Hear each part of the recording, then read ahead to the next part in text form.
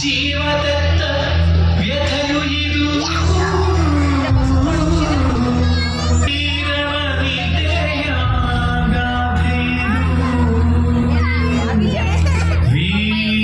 ವೀರವನಿತೆಯ ಗಾಥೆಯಿದು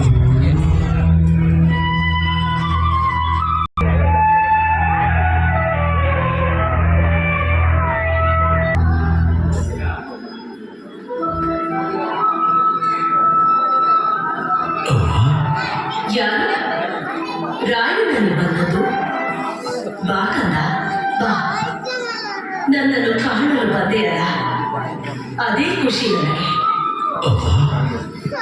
ನಿಮ್ಮನ್ನು ಈ ರೀತಿ ನೋಡುವುದನ್ನು ನನಗೆ ಸಹಿಸಲಾಗುತ್ತಿಲ್ಲ. ಆ ಕಪಟಿಗಳಾದ ಬ್ರಿಟಿಷರನ್ನು ತಾಳ್ಮೆಯ ಜಯವಾಗಲಿ ನಿನಗೆ.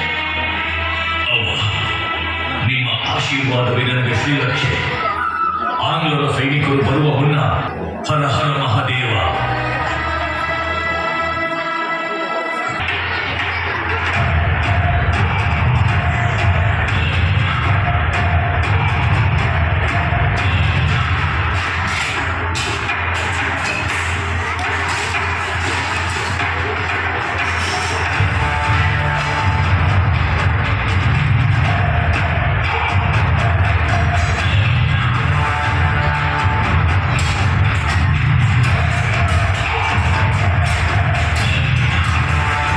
ಎಂದು ನದಿಗಿಳಿದ ರಾಯಣ್ಣನನ್ನು ತಾವೇ ಬಂಧಿಸಿ ಆಂಗ್ಲರ ವಶಕ್ಕೊಪ್ಪಿಸುತ್ತಾರೆ.